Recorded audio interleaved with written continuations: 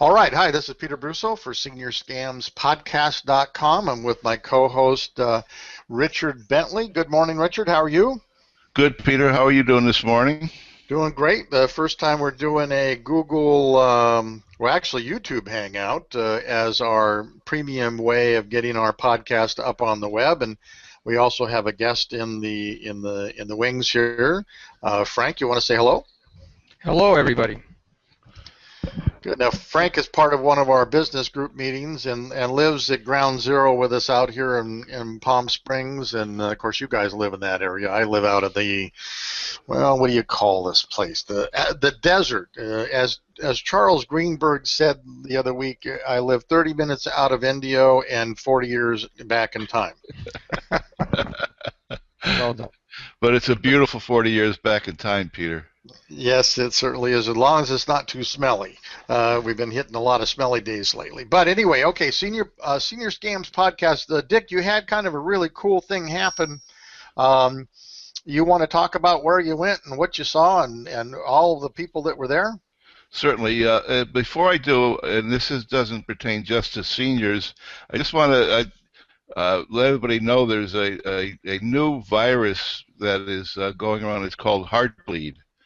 And it's a very serious one, and it's not a virus you can fix with just downloading an antivirus thing. I don't have all the details on it, but what the news report said was you should really go in and change your passwords on any of your websites that you use your credit cards on. I'm going to be doing more research, and I'll probably put a blog out later today on it, and and hopefully educate everybody on it. But they're saying this is a very, very serious problem. And once again, we're all under attack, and and as far as people trying to get our identities and ruin our financial situation.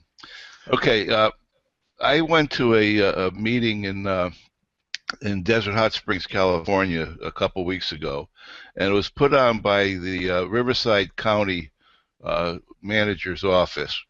And this was a presentation. It was about an hour and a half long, and it was presented for seniors. And they had people speaking in different areas of their expertise, and they even had a local police officer lady come in, and she talked about what seniors should do if they feel they've been a victim of scams and how they should go about it, and various things. And I found it to be one of the more informative presentations I've gone and listened to. I try to do a lot of research and listening and in preparation for these podcasts to help inform our seniors of the dangers that lie out there as far as identity theft and scams. The thing that hit me the most out of that meeting, and there was probably 25 or 30 people there, is at least 30% of them have already been victims of identity theft or a scam. And if it was identity theft, the most popular one was what they call the grandparent scam, where they get a call and it's Johnny, and I'm in jail. I need $2,000. I've been in an accident. I need it right away. And go to your local Western Union and mail it to this address. That was the most popular non-identity theft scam. But the organization is called CARE, and they categorize it under senior abuse. You always think of abuse either being physical or mental abuse. Well, this is abusing seniors in another way. It's abusing them with their identity and also their financial security. And they handed out a couple of booklets. And if you live in Riverside County, you can get them from the office of in the Riverside County office, rather. I'm sorry. But I have to think, throughout California, every county has a similar agency, and I have to think throughout the country, every state has something similar. So I guess the advice that I'd give to the seniors is, call your local representatives, be it state representatives, and ask them what kind of information can they provide you with to help prevent yourself from being a victim of scam. What happens if you are a victim of scam? What you should do about it.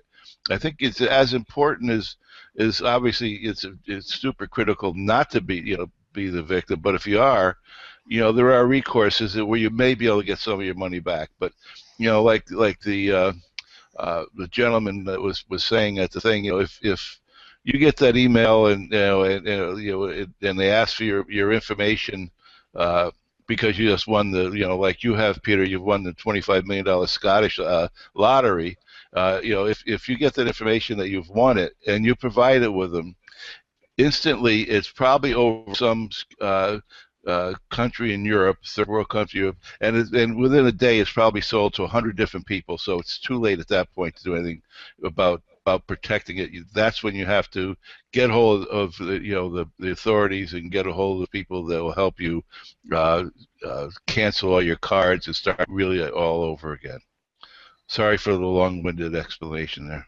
Oh, no, that's fine. I was going to tell you that you and Frank and I are heading for the Mediterranean next week because I won the hairless Chihuahua Mexican lottery out of the state of Monterrey. I did that this morning. It's amazing.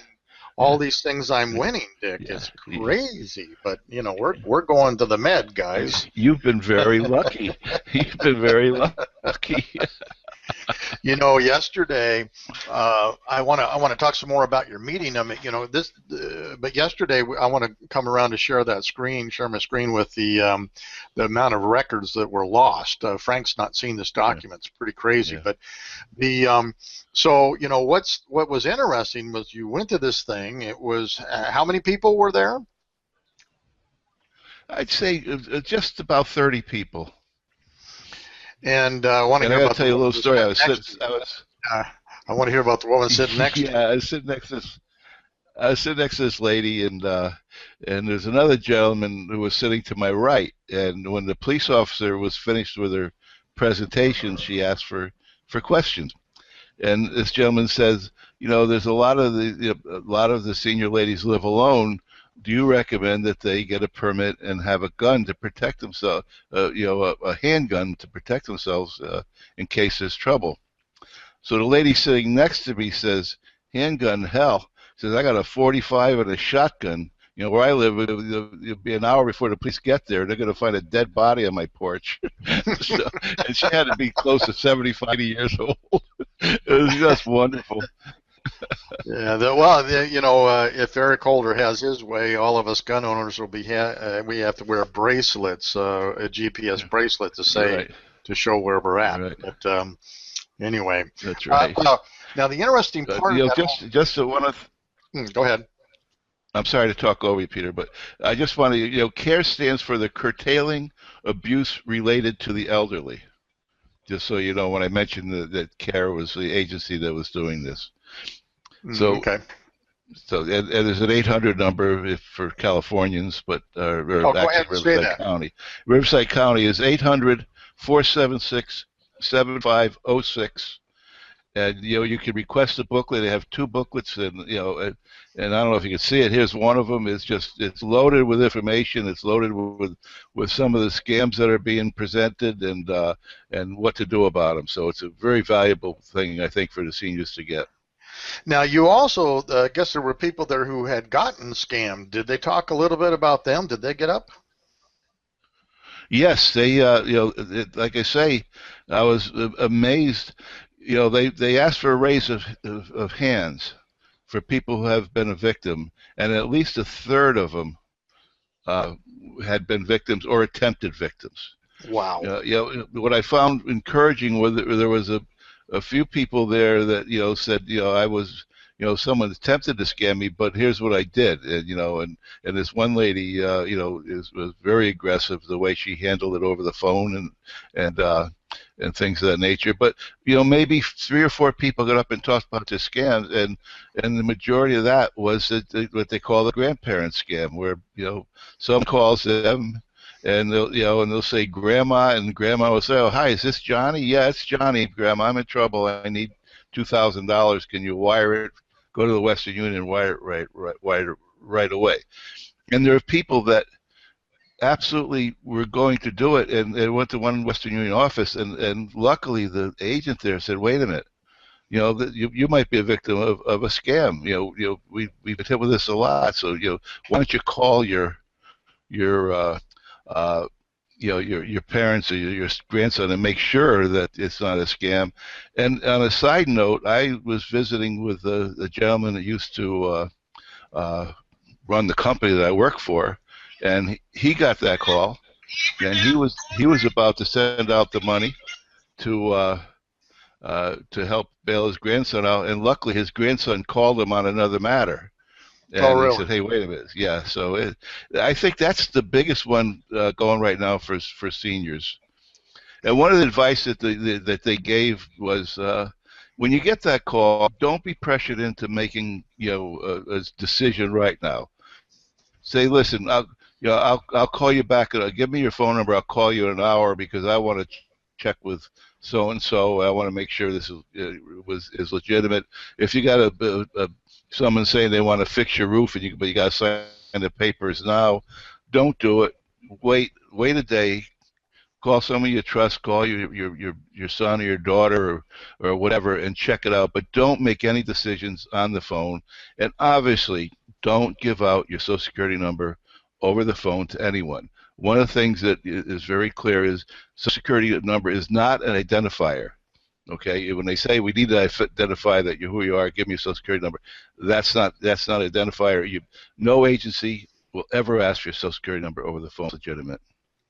Yeah, now the veterans or veterans hospital always asks me for my last four digits to verify, but Yeah. not the whole thing. Yeah. Now, for the listeners, a lot of people don't understand that Palm Springs in our Coachella Valley is kind of sort of like ground zero for scams against seniors because there's so many people retiring here.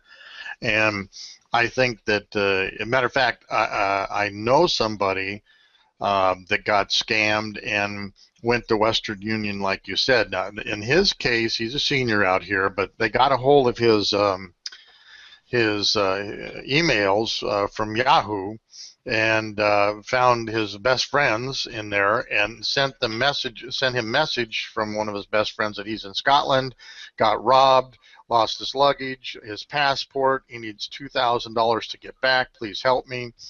And he was sure that it was legitimate, and he went to Western Union. They said, no, this is a scam. And he said, I don't care. I want to send my friend this money anyway. And he goes, well, we're not going to do it.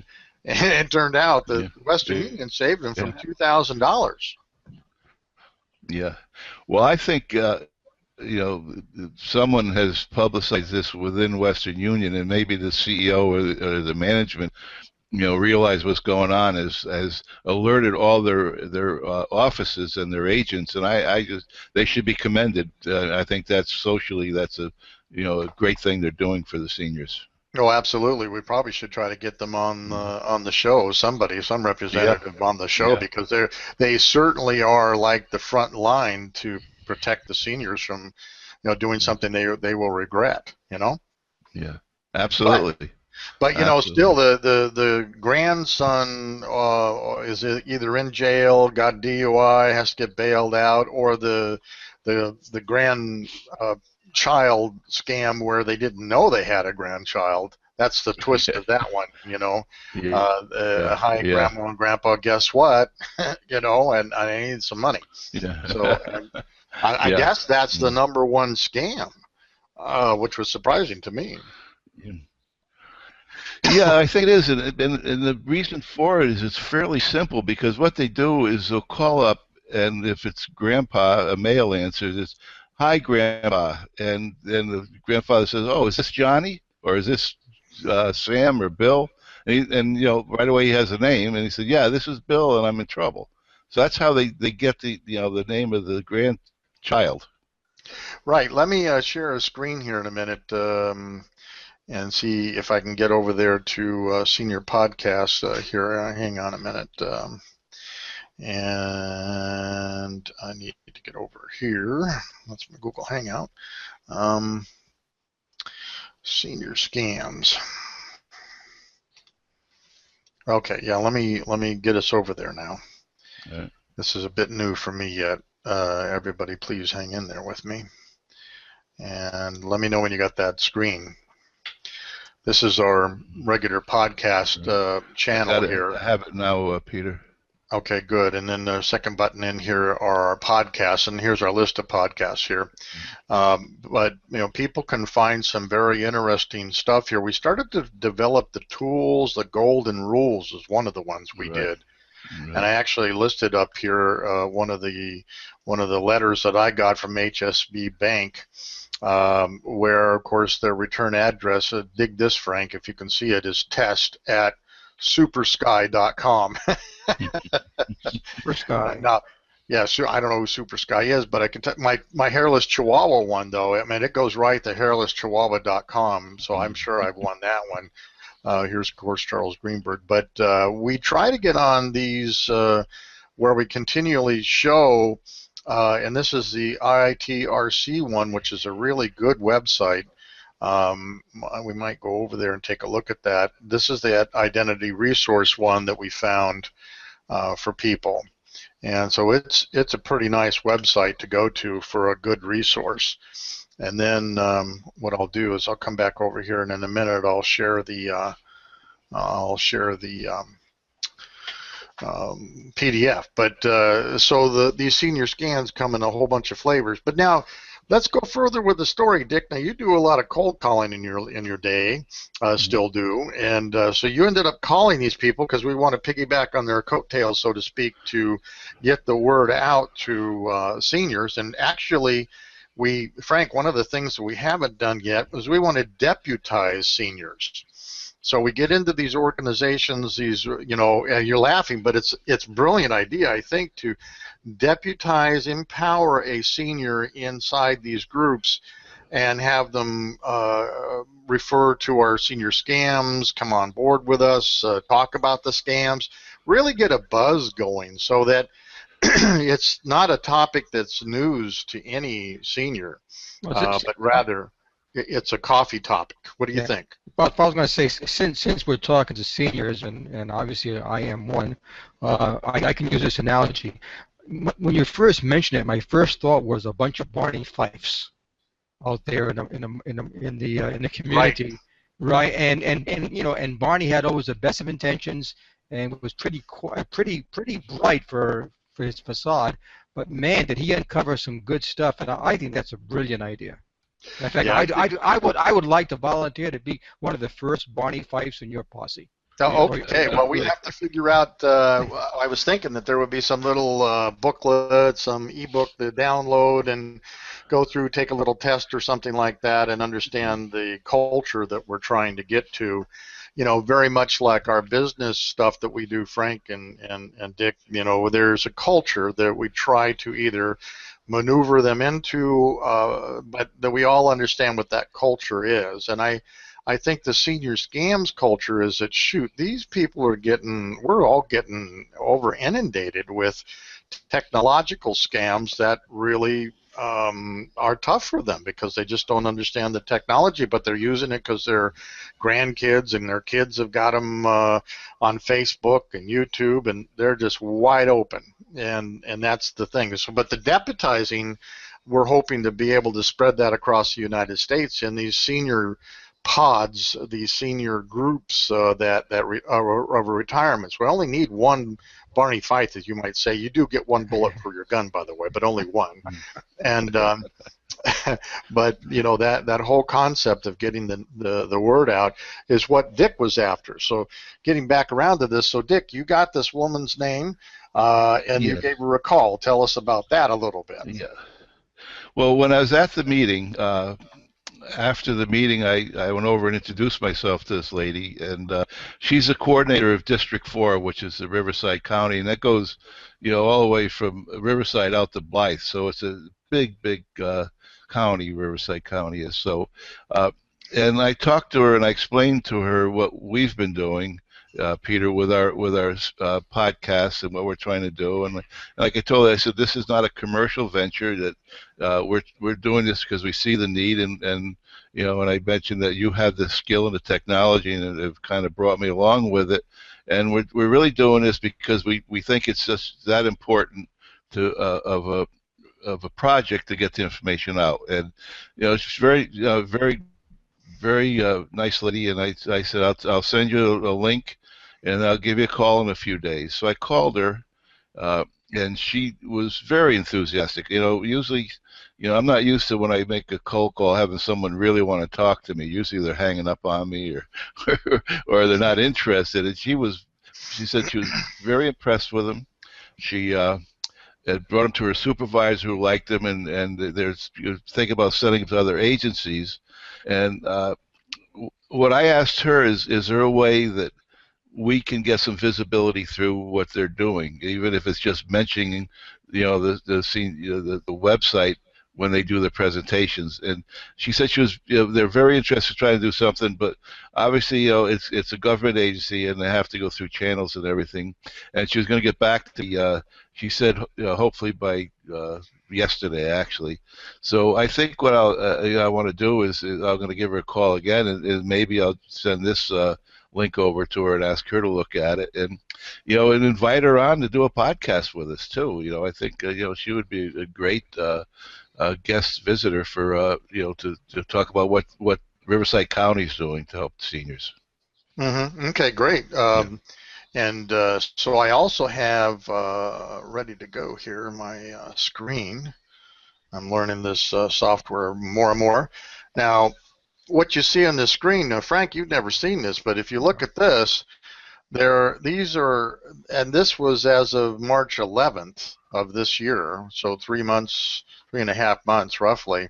There were over 2,835,534 records that were breached and exposed from identity theft, and that's a phenomenal number. And if you go down through this, here's the Archdiocese of Seattle at 90,000 records were stolen. The Timken Company at almost 5,000. Here's Banner Health in Arizona, 50,000 records stolen. And this kind of reads like who's who. I'll get down here in the middle. Some of these are absolutely nuts. Assisted living concepts, that's where you have a lot of seniors. 43,600 records stolen and breached. Here's one. Indiana University, 146,000 records stolen. But again, this just reads like who's who. And get down here to some more here. University of Maryland, 309,000 records stolen. Health Dimensions, 5,370. That's just crazy. Here's the Network Pharmacy at Knoxville, 9,602 records stolen. And you know what they're getting. They're getting all your social security numbers, everything, for these places. It's just crazy. But Peter mentioned the cost per record stolen, and you see what a profit drain this is to our economy. Right, exactly. And so it's $188 per record to fix it. So you can do some of the math there, Frank. That's a phenomenal number to an organization to have to go fix those breaches. Those are mind-numbing numbers. I had no idea they were that bad. Me either, and it's like it's almost like the black net. We are literally there's a dark net where the whole part of the internet is actually dark. There's no navigation through it. There's no internet. There's no Google, and the dark net actually consists of 80% more traffic than the known web. Than our known internet, but those numbers are just mind-boggling when you think of the records that are stolen. The simplest of places that we go, like our pharmacy, we would assume that our records of what we're taking and all the other stuff are well protected, but they're really not. It's amazing. Well, I was at a luncheon this week, and one of the lady I sat next to is in the healthcare insurance business. She provides healthcare insurance, and we're talking about the the CARE Act. And one of the things that concerned her is, she said like every year she has to go through training and tests and recertify the whole thing. But these what do they call the guys that are helping to guide you through the system? Navigators. That the government hired. Health navigators. The navigators. government Health hired. They navigators. were they were not screened. They were not screened. They were not trained. They didn't have to go through any certification. And she said everybody is giving them their total history, health history, financial numbers, everything. And she said it to me. And I never talked to her about scams or anything. She said she is deathly afraid of identity theft that's going to come for this, because these people, we do know that some of them were actually ex-cons, but Oh, they were sure. just hired Sure, and sure. paid a lot of money, and they were not even trained or certified or background checked. So I think this is going to explode, to be very honest with you. Yeah, it's almost and I hate to beat up on the Obamacare website, not my favorite group of people anyway, but they are the most unsecure group that there is. And Right. matter of fact, Frank, you'll love this. You need to take a note here. There's a great website called websitesthatsuck.com. That's an easy name to remember. Yeah, webpagethatsuck.com, or websites. Web pages or websites that suck. I think it's websitesthatsuck.com. Anyway, their number one this year is Obamacare. And they tagged it, I think, because of its unsecure nature. And that, we have 7 million plus people going in there giving all this data out that are absolutely the simplest hacks in the world can get to, which I just think is incredulous. What the heck is going to happen with all of that? It's going to be really nuts. And then, so a senior says, well, I've already got this. I don't have to worry about it. But if your records get stolen from a pharmacy, and it's sold, you've got an identity theft problem that could actually ruin you. And now, Dick, question, a shameless plug for Legal Shield, mind you, but now Legal Shield has an identity theft program, but it's an extra add-on, right? Yes, it's a add-on. You can buy it separately. You don't have to buy the legal program. We do offer it separately. If it's in combination, you get it at a discount. But the key thing is, if someone does that, through the website or these hackers, you may not know for a year that your identity has been stolen, and it may be sold to 100 people. Okay, without if you have a program that is constantly monitoring your financial information, your number, and the whole thing, you get notified right away. Now Right. we have one. There's others available out there also that are good. We have one is to call Kroll and Associates. They're one of the leading investigative companies in the world. They were sent in to audit and count the gold bullion after the first World Trade attacks, and it's a great program. I'd love people to sign up for Legal Shield, but there are others out there. You think it's worth everybody's time to take a look at one of them to protect yourself, because you need them. Well, I need to take a 2-minute break here, Dick. So this is a great time. What's that? Yeah.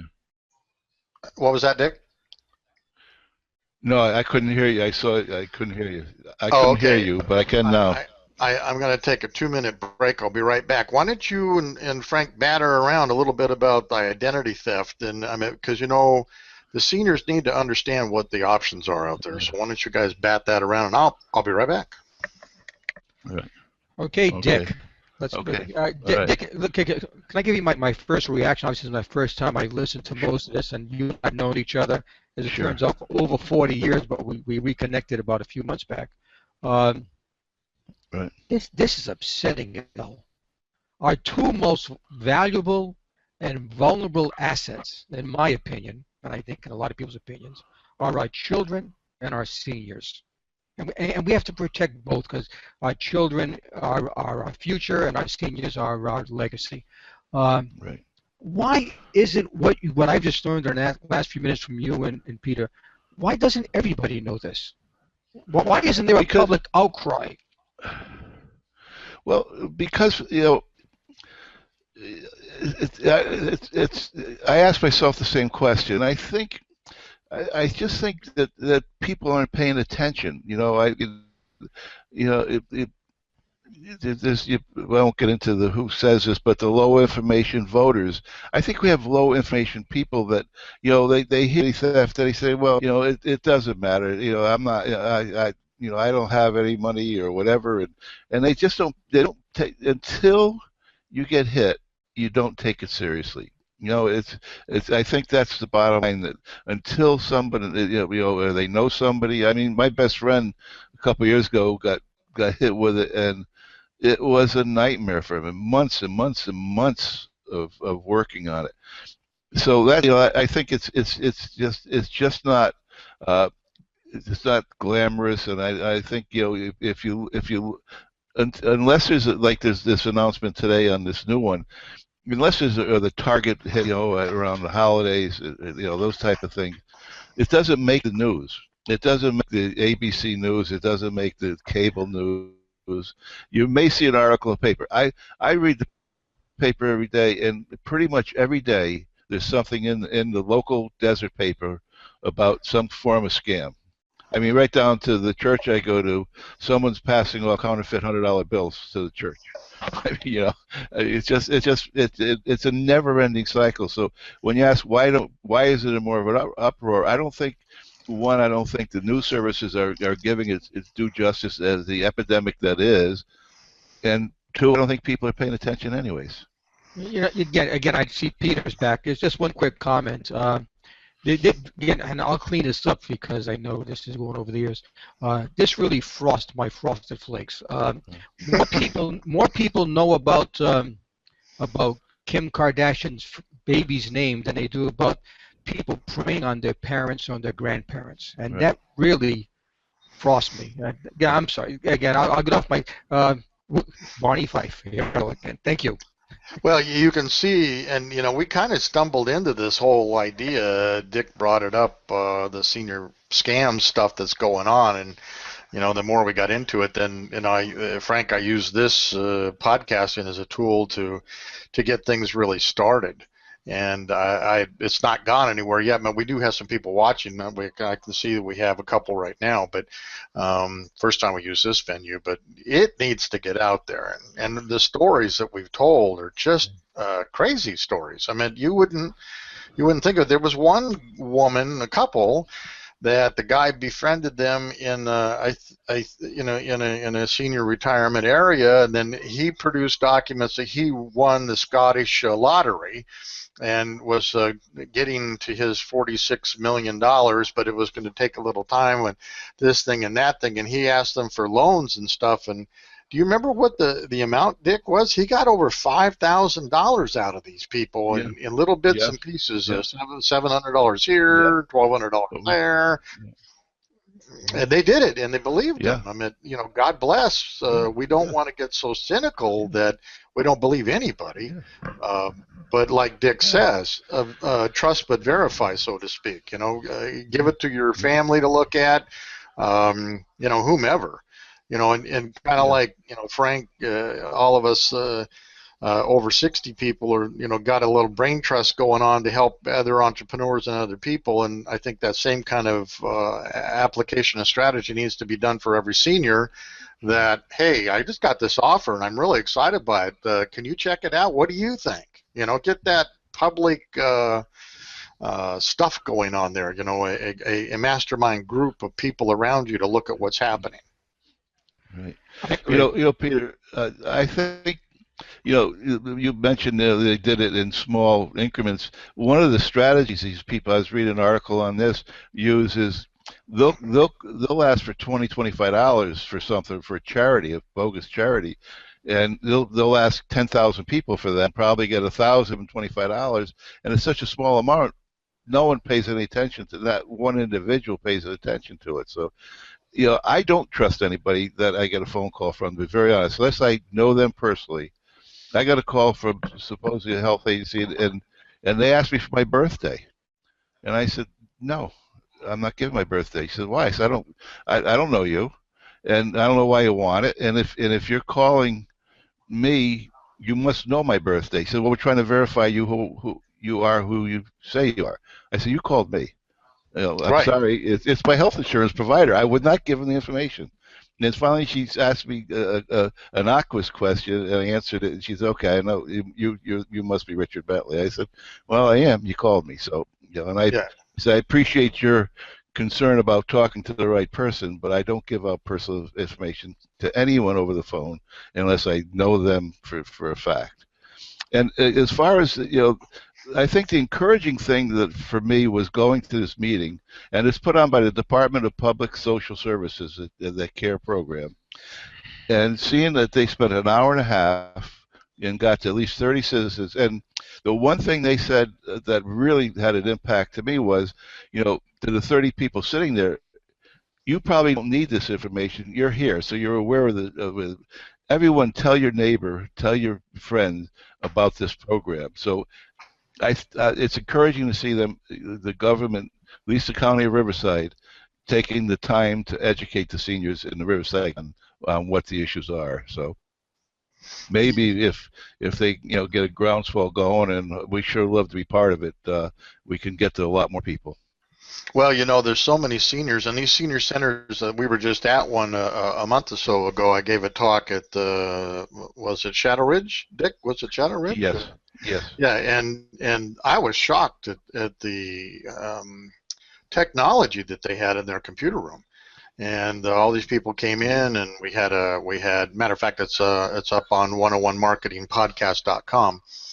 And a shameless plug for my other podcast, or our other podcast. And so they're pretty switched on. These seniors they may not know everything, but they know how to use email, and they know how to get around on things, send pictures and this and that, which of course then makes them immediately subject to these scammers and not knowing. But yeah, I was amazed at the computing equipment that was in that room. I mean, it was a big room, and maybe 3/4 of the room were Windows machines, and the other quarter were Apple machines. And these seniors came in, and there was a bunch of them, and they were sitting right down, and they were signing on, doing it all, and had great audio visual stuff there. I was really impressed with that. Yeah, you're right.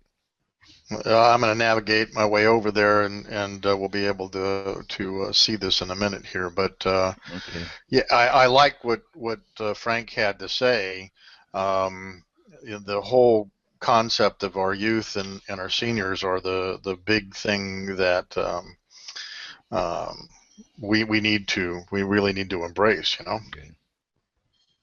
National treasures, so to speak. Absolutely. Yeah, so here's I'll share my screen here. Hang on a second. Yeah, and like Frank said, he's one, and I'm well into my senior years, so I feel a kinship to the rest of us seniors. Right here we're on 101marketingpodcast.com, and this is the particular podcast, and you can see, I mean, we're in a pretty high-speed room. It's got all kinds of cool stuff going on here, But and that's at I guess it was Sun City, is what it was, Shadow Ridge, Sun City. But again, people really switched on to utilizing their computers and the web, and like. I keep trying to get everybody off of Yahoo and AOL mail, stuff like that. Yahoo just got, breached maybe 3 weeks ago. Everybody's,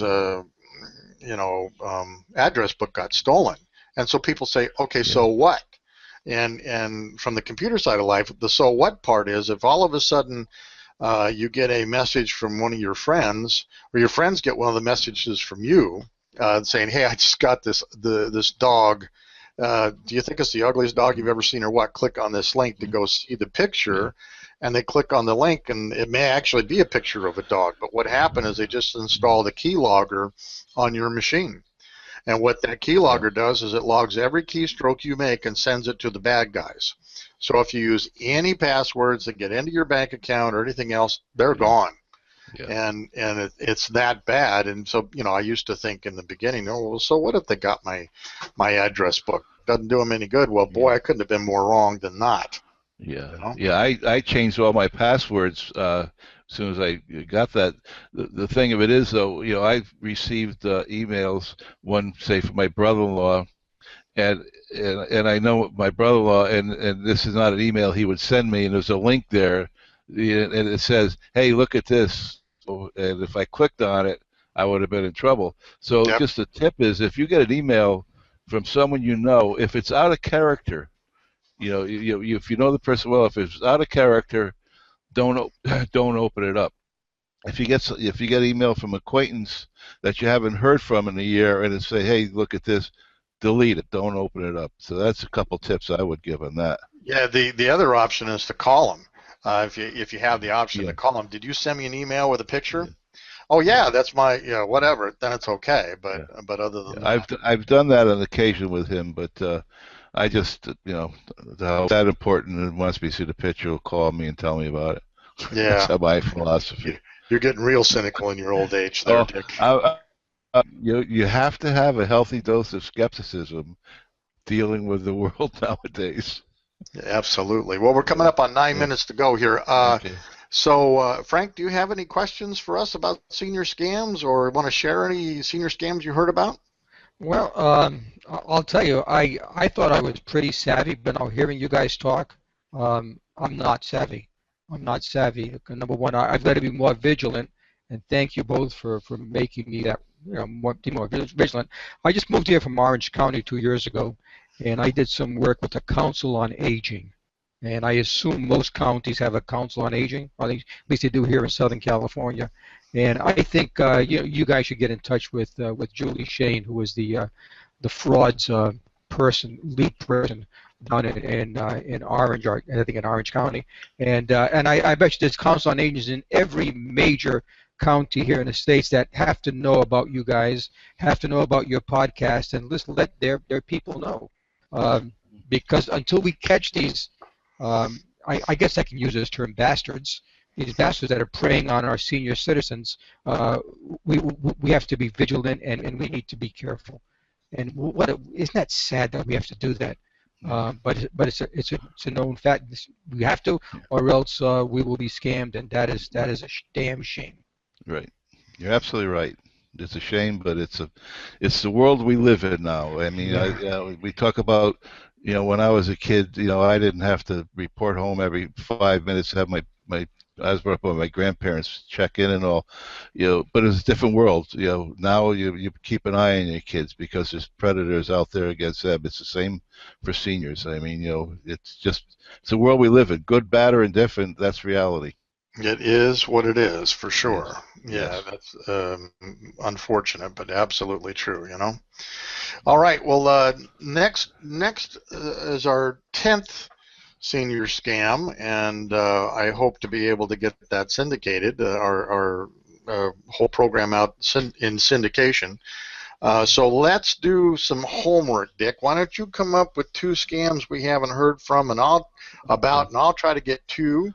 And Okay. Frank, if you want to join us again, you can certainly join in the fun and get some news, some more scam stuff, and I'd become a like to. little guest speaker here on the show. It's kind of fun and certainly worthwhile if we can get the word out to scam to seniors.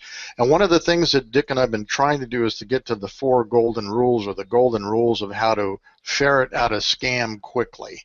And obviously one of them is that if it's too good to be true, it probably is not true.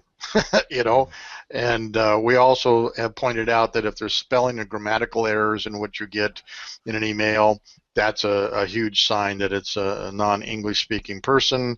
And of course, right away, we pointed out on the show today about the emails not going to the right places and things like Right. that. Stuff that the seniors may not completely Right. understand, but they can see. It's right in front of them if you just show them what to look for. Yeah, So we're two more, Peter. We talked about is don't give out your social security number or personal information over the phone or to a stranger. And the fourth one, which was talked about at this meeting I went to also, is do not be pressured into making an immediate decision. If someone's saying you have to let me know now, then say no to them, because a legitimate business person is not going to do that to you. and That- all fun put aside, but I always give out my ex-wife's social security number when they ask. Well, that's generous of you. I know. I just think it's just the right thing to do at the right time. You know, Yeah, might as well spread the that's wealth, right. spread the love. That's right. All right, guys. Yeah. Well, hey, thank you so much for being on the show. We appreciate it. And Dick, any last words at all? No, just be vigilant and have a great day. All right. Well, we'll have this up on the website, and we'll talk to everybody again next podcast.